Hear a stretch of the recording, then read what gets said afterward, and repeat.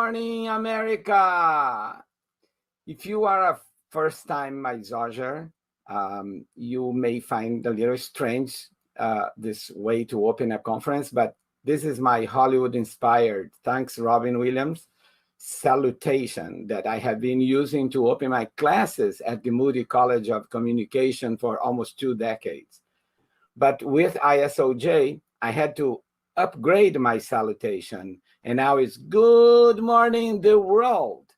Welcome to the 22nd International Symposium on Online Journalism, a premier global conference on the evolution of the news industry into the digital era. Thank you very much to our 2 major sponsors, Knight Foundation and Google News Initiative. We are grateful for their support and inspiration. Get ready for a week of great presentations, exciting cases and topics, lessons on best practices from around the United States and around the world. We will be discussing the most pressing issues in online journalism today. It's a big conference. A week ago, we had already broken the record of people registered, surpassing 5,000 ISOJers from dozens of countries. We are breaking also the number of speakers, 87, a diverse and impressive lineup of 87 speakers, 5 keynote sessions, 5 workshops, 10 panels, and 2 parties. Yes, we are doing our part to make sure that we work hard this week, but we also party hard and socialize, meet old friends and colleagues, and make new friends. Yes, we are online only, but want to keep some of the traditions of the in-person conferences in Austin. The welcome party today will be offered by the John S. Knight Journalism Fellowships at Stanford University. And on Friday, the farewell party will be hosted by our beloved college at the University of Texas at Austin, the Moody College of Communication. I want to invite my partner for many years of ISOJ, Amy Schmitz Weiss, who is the ISOJ's research chair, to say a few words before the Moody College Dean, J. Bernhardt, who will be welcoming you all on behalf of the University of Texas at Austin. So Amy, please. Good morning, everyone. Thank you so much for joining us today and for this spectacular conference this week. Our research component for ISOJ will not disappoint this year.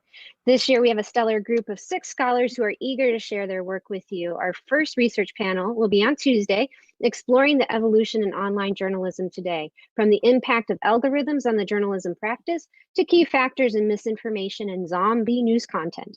On Friday, we will have our second research panel focusing on new pathways to understanding news audiences. We have scholars who will be taking a look at the evolution of Latinx media and also looking at how engagement practices are evolving in our current news ecosystem.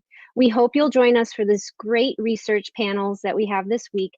Do check out the articles featured in this conference in our ISOJ journal, which can be found on the website isoj.org/research. And now I'm going to turn it over to Dean Bernhardt. Hi, good morning, good afternoon, or good evening, depending on where in the world you're watching us right now. On behalf of the University of Texas at Austin, the Moody College of Communication, and our fantastic School of Journalism and Media, I'm honored and delighted to welcome you to the 22nd Annual International Symposium on Online Journalism. It's been 22 years since Professor Rosental Alves hosted the first ISOJ in April of 1999. And by coincidence, that year was the 100th anniversary of the first academic program focused on communication at UT Austin, which many years later became what we now call the Moody College of Communication, one of the largest and most respected colleges of communication in the world. Professor Alves' original idea was for ISOJ to bridge the gap between the news industry, which in 1999 was beginning to be transformed by the digital revolution, and with academia, where scholars were just beginning to explore the internet and think about how it might just change reporting in journalism.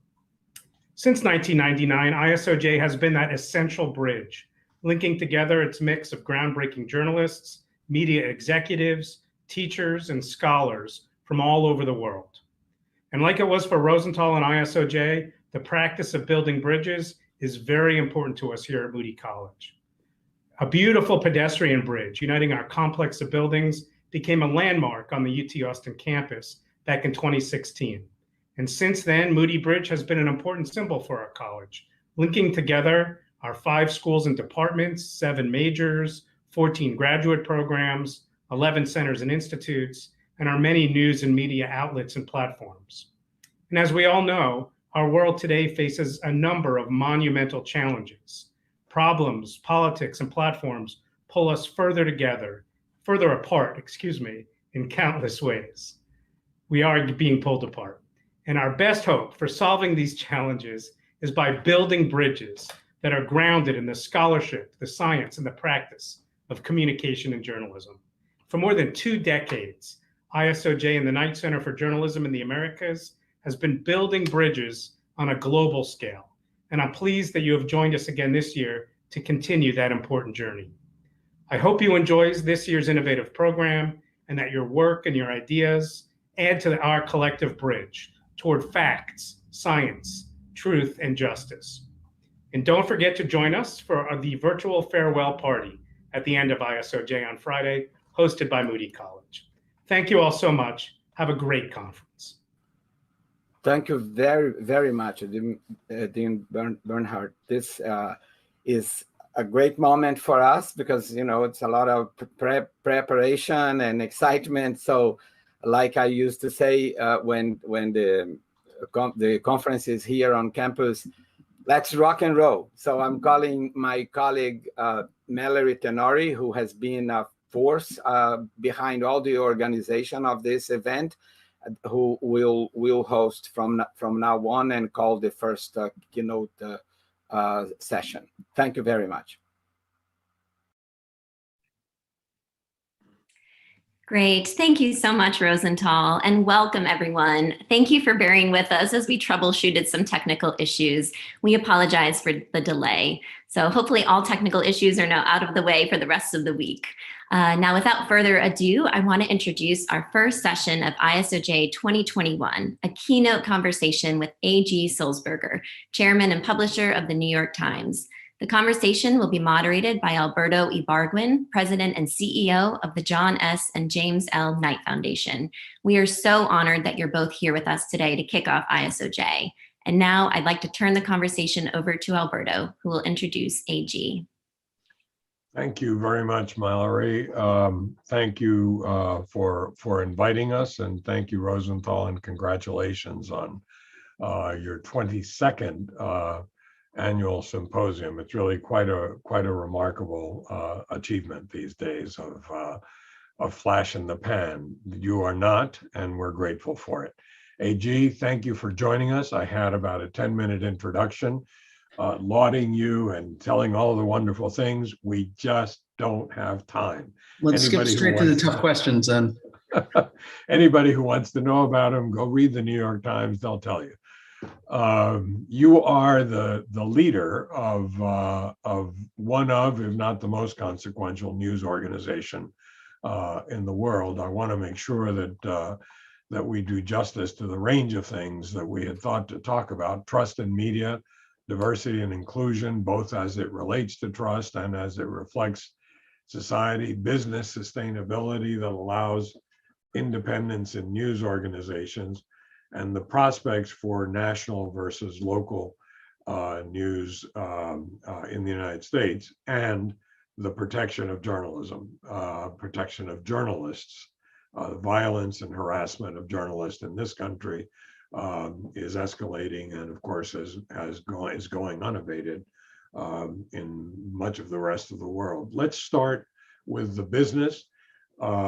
You famously first really came to public light when a report that you chaired about the future of the New York Times came to light. And it seems to many of us from outside that you have managed to set on a course to take advantage of the gift of the technology. I'm borrowing from Jeff Bezos's phrase. The technology is a gift to organizations like the Wall Street Journal, the New York Times, the Washington Post, that have a news product that is national and international. And of course, the World Wide Web is called that for a reason. Tell us how this year was. I know it was a pretty good year. And what are your business considerations? Things on the top of mind at this point for the business success of the enterprise that allows you to support independent journalism. Yeah, great. Let me take a stab at it, and then jump in if I'm going on too much. First, I just want to thank everyone for having us here today. Your question about how journalism adapts to the technological shifts of the age has obviously been something that's been deeply on my mind. And I think some of the hiccups this morning are a reminder that journalists and technology are actually a sort of a perilous mix. And so thanks to the patience, for everyone who's been waiting for us to hop on. So look, I think, it's almost 8 years ago when I worked on the report that you just mentioned.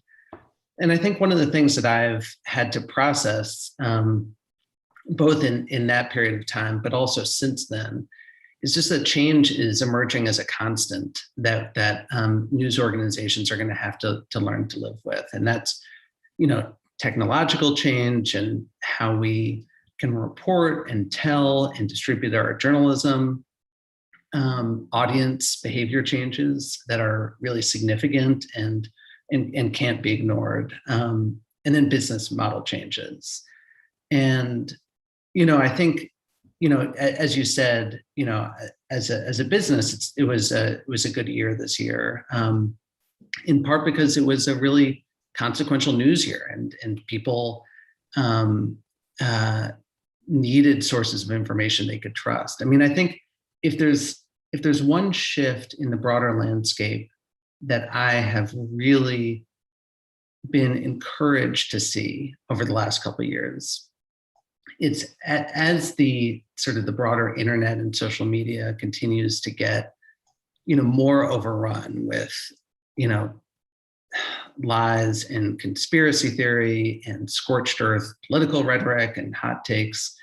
I really do feel like we're seeing a new generation looking, once again for sources of news they can trust. And I think, for all the folks logging into this conversation around the world who work at, legacy news organizations or digital news organizations that are coming up, with the traditional values of independent journalism, I think that that's an opportunity. And I think one of the biggest things we're going to have to do is continue to tell the story about how what we do is different from what you find on social media or on the rest of the internet. So that's I guess that's the new challenge I'm spending the most time worrying over. So let me ask you: what about you've got, if I have my notes correct, you've got about 7.5 million total subscribers. Not a whole lot of people are in that category. What is it about what you're doing that is unique to the times, and what is it that the rest of us could learn from in terms of the way you're managing the business? Yeah, I'll say one thing, which may or may not be helpful, which is I'm often asked by other industry leaders just about what the sort of secret of a successful subscription model is, as if it's some sort of technical thing around the pay flow or the architecture of the offer page or how we restrict and allow access to content.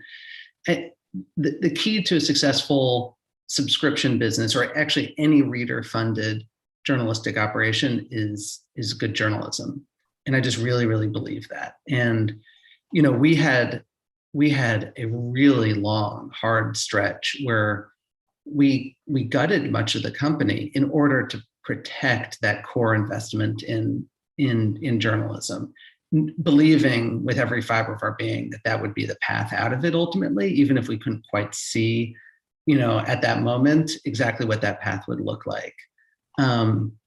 So I do think, like, if there's one piece of advice I have, it's invest deeply in the journalism. And I'm aware that there's a cycle there, that it's harder to do that once the business has started to go south. Then beyond that, I liken the journey we've been on. I had this moment right after I wrote the innovation report, and where, we were trying to figure out how to navigate this really changed digital environment. And I visited our printing plant for the first time in years in Alberta. I'm sure you've spent a lot of time in printing plants. And the thing that really struck me about it was the degree of precision that had been dialed in over the course of a century. And the way I always think about it is, like, there's this, the humidity index in the printing plant has to be within like 0.4%. And if you go too far on one side, the paper jams up. If it's too humid, it jams up in the presses. And if it's too dry, it snaps on the presses. And I do feel like part of what we're doing is we're building in digital that same sort of machine that we've always had in print. And we just have to appreciate that in print, we had 100 years to refine those systems and processes and technologies. And, we're a decade into this transition. So it's not to say there aren't best practices that we need to be learning from.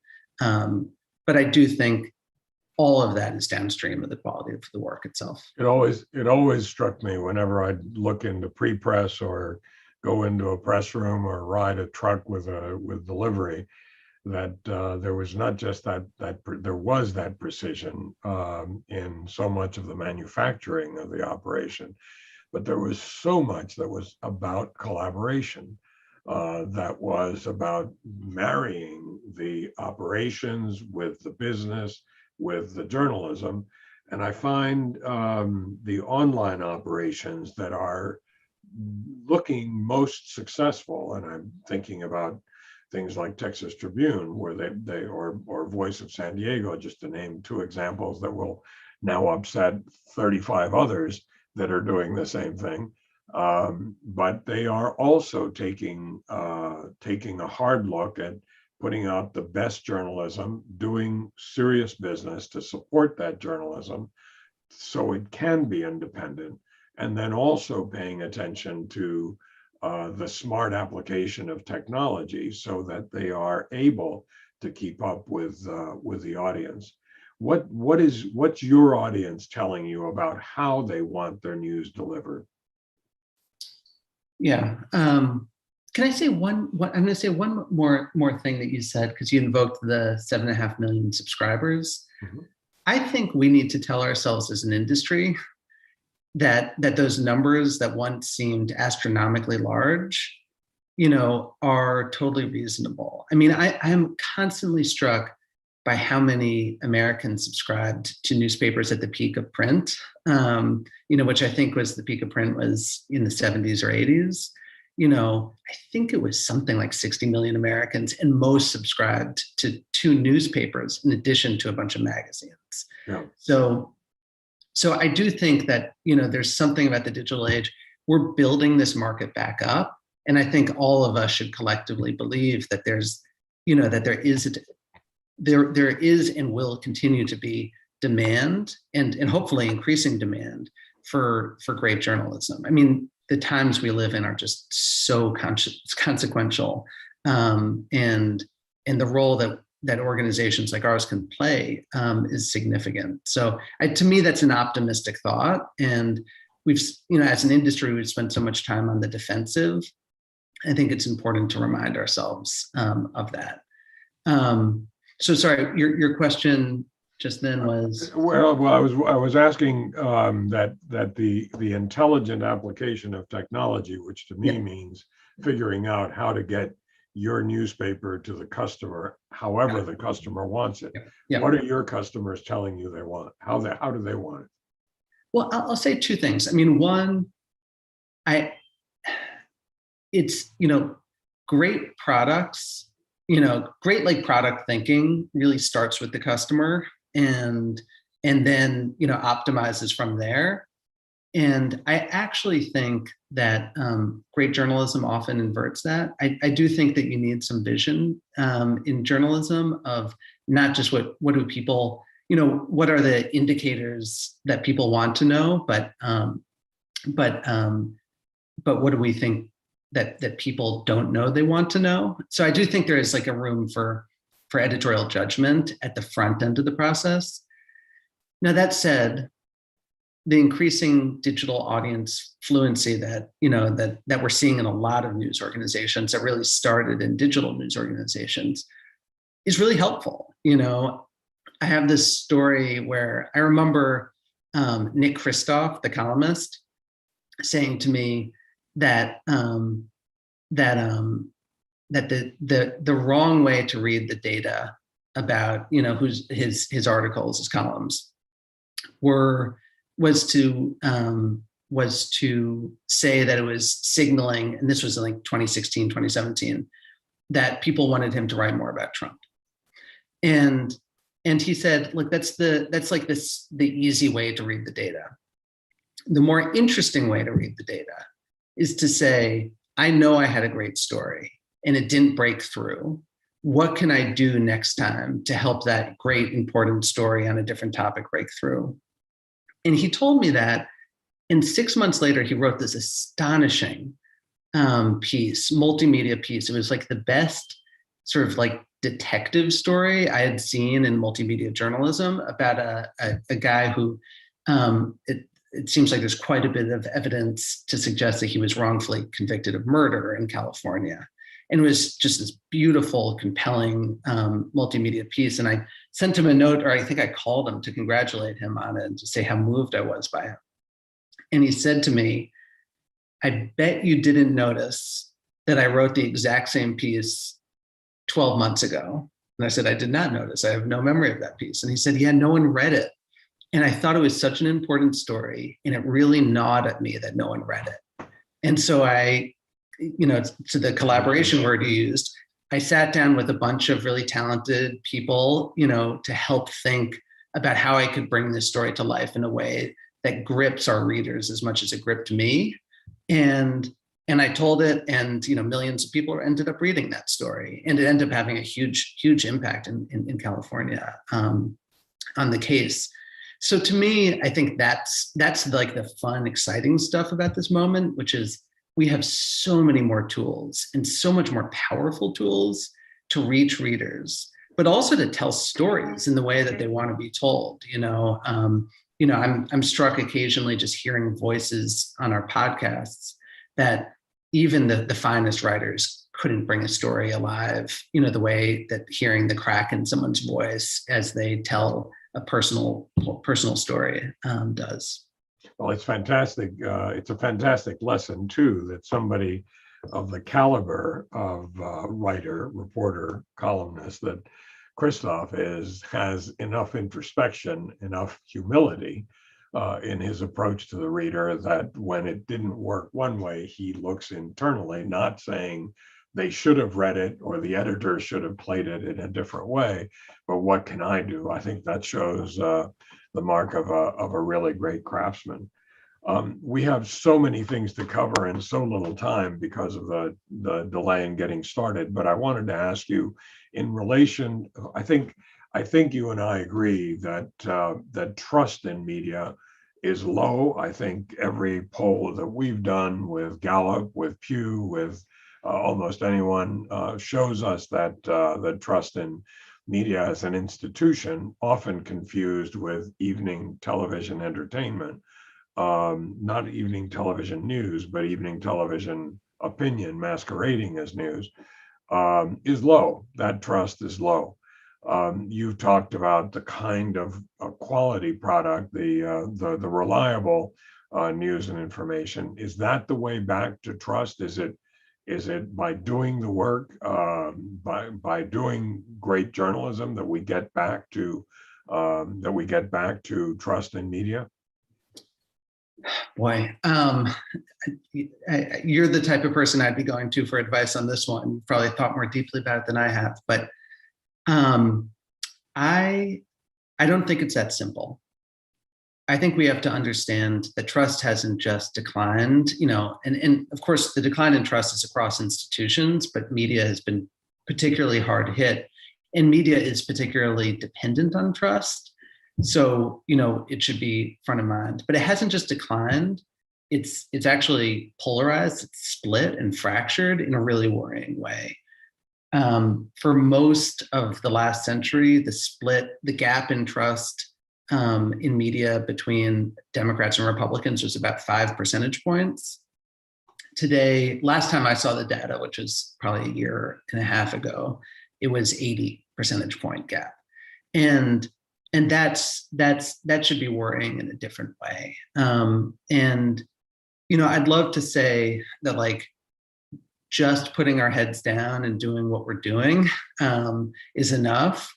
But I think we need to be aware that there are systematic efforts happening in the United States, but also all over the world to discredit journalism and to discredit journalists. And I think we need to regard that as a campaign to characterize what journalism is. And meanwhile, the response at institutions like mine, and we're guilty of it too, is too often, to assume that people understand the conventions of journalism, the language of journalism, understand the difference between your news pages and your opinion pages, and to retreat to sort of easy lines like the story speaks for itself.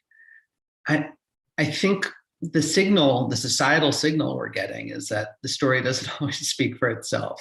And someone's in a need to tell the story of what is journalism, why does it matter, and what role can it play in your life?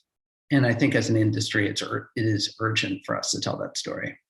One of the things I like about that is, beside the fact that we agree and we're certainly directionally agreed, it reminds me of a comment your father made decades ago, that he was not so much worried about the newspaper as he was worried about the news, as he was worried about the necessary function that we play in news organizations of getting news into the minds of citizens so that the people can, in Jack Knight's words, determine their true interest. I suspect part of trust is also moving over to diversity and inclusion. I suppose part of trust too, I believe part of trust too, is in presenting things from a range of with a range, informed by a range of points of view. You've had perhaps more than your fair share of issues at the New York Times. What's your sense of our progress on diversity in news organizations and how we approach the neutral telling of news, while nevertheless acknowledging that your lived experience necessarily influences and in many ways adds to the understanding of the story? Yeah, there's a lot in that question. Let me start by saying, institutions all over the country are wrestling with, diversity, equity, and inclusion. But I think it's really especially imperative that news organizations do so in a real way, in a genuine, searching way, because our mission as news organizations is to help people understand the world, and the world is diverse and full of all sorts of experience and ideas. And if you want to capture those with nuance and sophistication and insight, if you want to fully capture the diversity of the world, I do think that it's essential to have a newsroom that approaches the diversity that you're covering.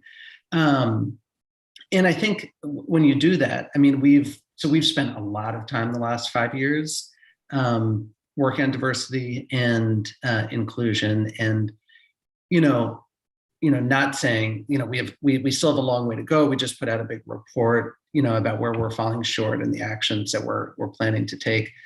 But the progress we have made, I fully believe has made our journalism stronger. I'm not sure the New York Times of 10 years ago, let alone 20 or 30 years ago, would have spotted, come up with the idea for the 1619 Project, which came from Nicole Hannah-Jones, one of our finest journalists, and ended up growing into a full magazine. And I think, responding to the Atlanta shootings, I was really struck, like the reporters on the ground, spoke Korean, spoke Chinese, and that allowed us to reach, members of the affected communities that we otherwise may have been very difficult for us to reach, and to talk to and understand with sophistication. So I do think that if you get this stuff right, your journalism just becomes stronger. And I think that's true on all sorts of axes, right? Those are two examples around race, but I think that's true with gender, with class. Is it also true? Is it also true about technology? The Oscars were last night, and I read about them in the Times this morning, and I was struck by some of the various adaptations. It's axiomatic that a movie that is faithful to the book is a dull movie, as opposed to a movie where the movie maker gets a free hand and creates something for that medium.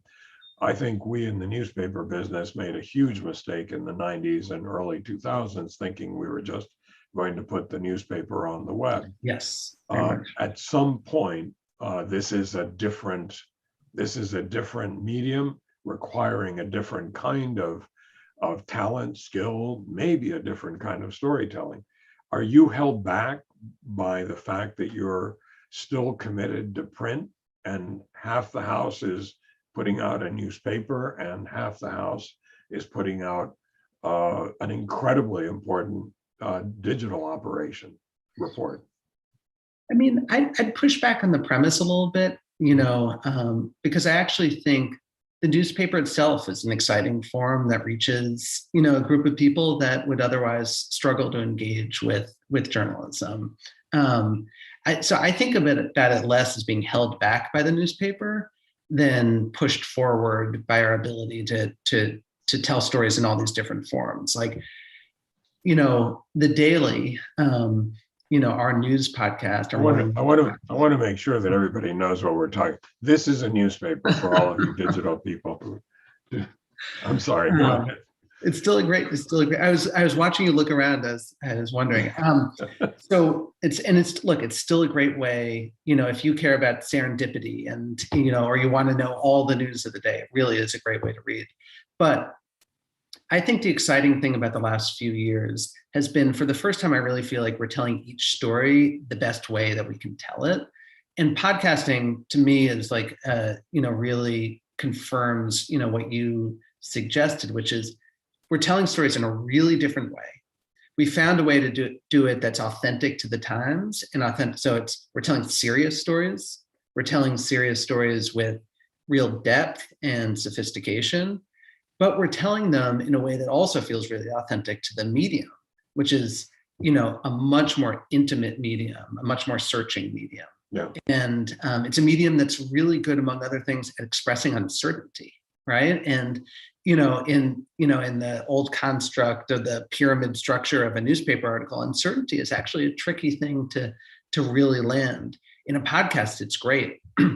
So I think that once we started doing that, we actually started reaching a whole different group of readers who wouldn't think to pick up the newspaper, and honestly, probably wouldn't even think to download our app.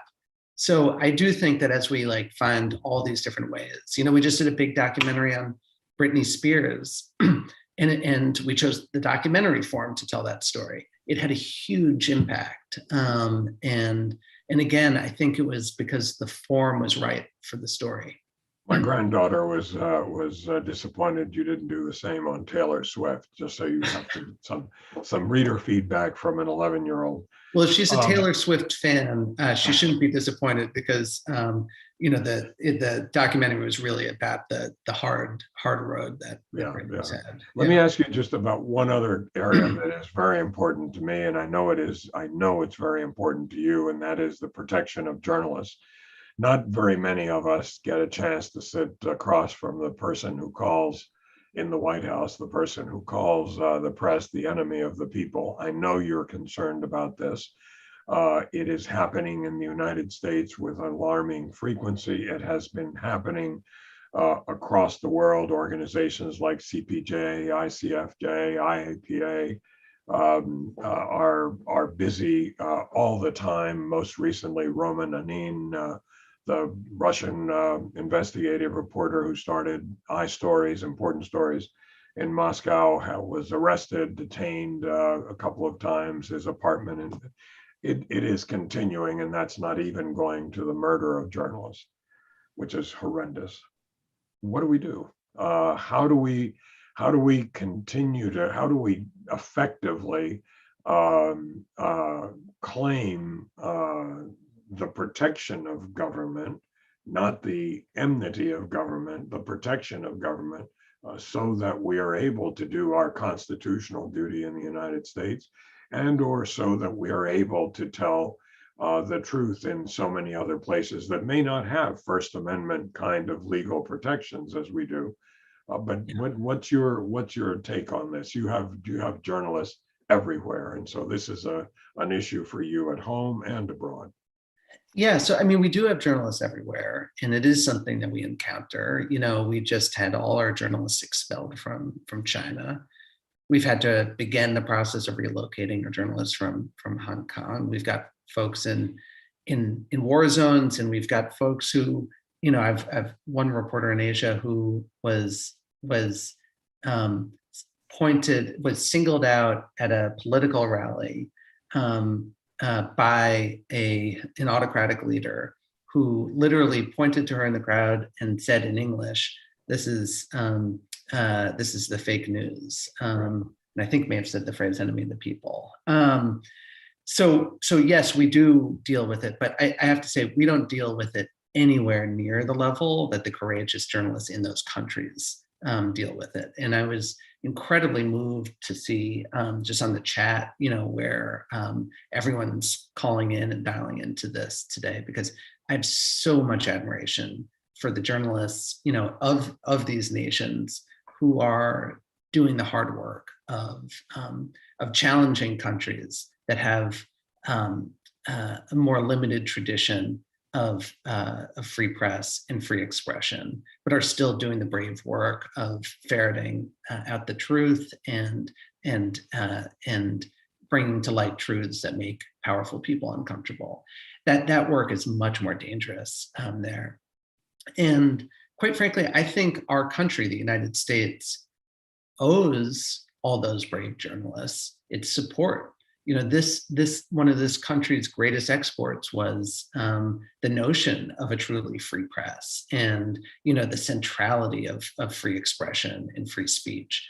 And, for, most of the last century, we have fiercely defended those principles abroad and been a bulwark against, attempts to crack down, not always successfully and not everywhere, but it made a difference. And, the former president's systematic delegitimization, of the press and, did the exact opposite. It didn't just signal a retreat. It offered a playbook to autocrats and strongmen around the world who were just waiting for an excuse to crack down on these pesky journalists asking their tough questions. And, for anyone who cares about democracy and free peoples and, injustice, that's going to make the world a weaker and more dangerous place. And I am deeply hopeful that the incoming administration or the current administration will with some urgency, begin to send the signal that the United States cares about and will defend a free press. I hope our listeners, our participants, support organizations like CPJ, Committee to Protect Journalists, the International Center for Journalists, and the Inter-American Press Association, among others, Reporters Sans Frontières, and so forth, They do great work. as they evolve in their support of journalists, because it's so often now not a government that's coming down on a journalist, but attempts to cancel a journalist who writes unpopular opinion and attempts to harass them and threaten their lives as well. AG, we are over time, but I'd ask you if you wanted. We didn't even get to talk about my favorite subject at Knight Foundation, which is supporting local news, where I think we have, as philanthropy, we have an opportunity to go down to the grassroots, and at that level begin to reestablish trust based on a reliable report. I wonder if you have some parting words. I know you've thought a lot about the importance of local news in the United States and other places. Yeah. If you have some last comments about that before we close. I mean, first I'll just say that I think all of us are very admiring of your leadership and, the work that you and the Knight Foundation have done to try to tackle those questions.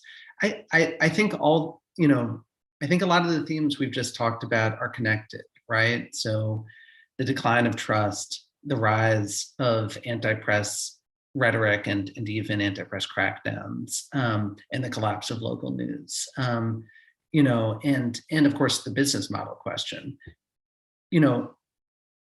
We need to accept that at a societal level, we need a healthy news ecosystem, journalistic ecosystem.